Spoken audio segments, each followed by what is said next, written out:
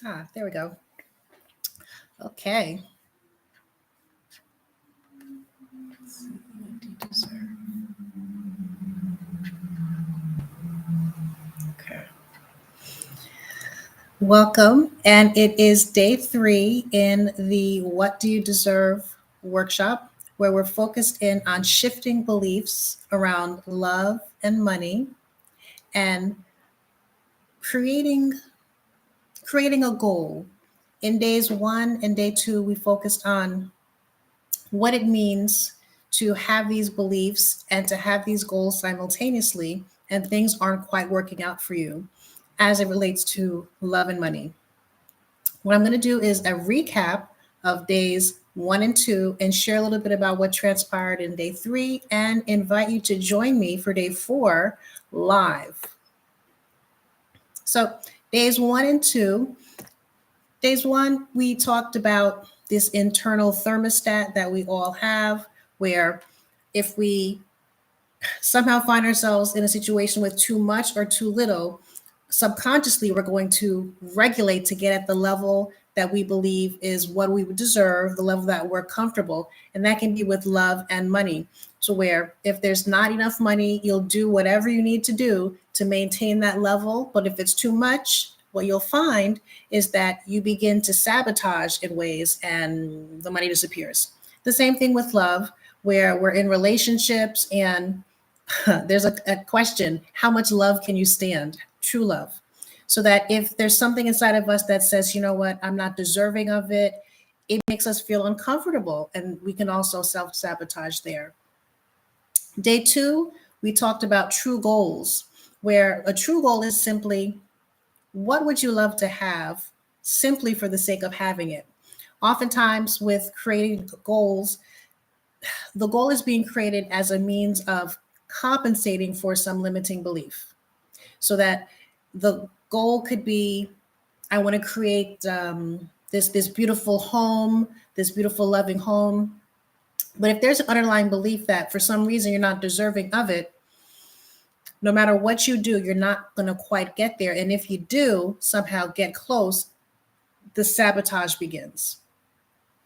So there are these concepts of psychological tension that are created when there is an underlying negative belief paired with some goal. That tension only serves to to impede progress towards obtaining that goal.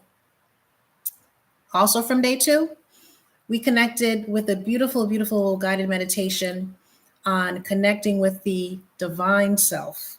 And in connecting with our divine self, our higher self, that higher self was able to communicate with the personality on what would be a great goal to work on in this workshop and in the future, in the foreseeable future, that is in line with our spirit, in line with what's for our highest good, but also for the highest good of the people that we come in contact with. In today's session, I used a treatment methodology called the Superconscious transformation method. And that method acts to begin to heal the different emotions, beliefs, and memories that are impeding our progress to enjoying more satisfaction in life and having less pain. And you may see the word memories and say to yourself, well, what do my memories have to do with this, and how can memories be treated? I'm going to get to that in a second. So within this particular treatment methodology, it addresses the different kinds of consciousness. We have the superconscious, which is just another word for the field of information, the field of all that is. When you hear people talking about how we're all connected, we are, and what connects us is going to be this creation, this superconscious. We also have the unconscious or subconscious mind, and we have the conscious mind or the ego. When we're talking about memories and how memories can be treated, specifically, we're looking at 3 types of memories.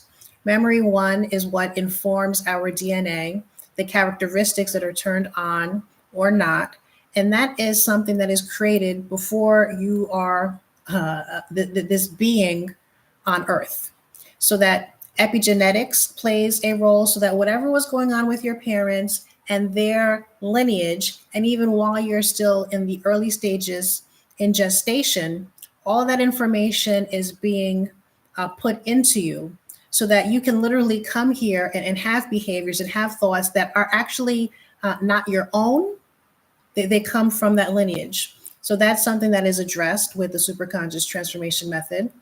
We have memory 2, which is the unconscious or subconscious mind, and that's what's running the body, automating tasks. You may have had the experience where you hop into your car and you are stopped at a light, and you kind of wake up and you look up and you say, well, how did I get from my house all the way over here?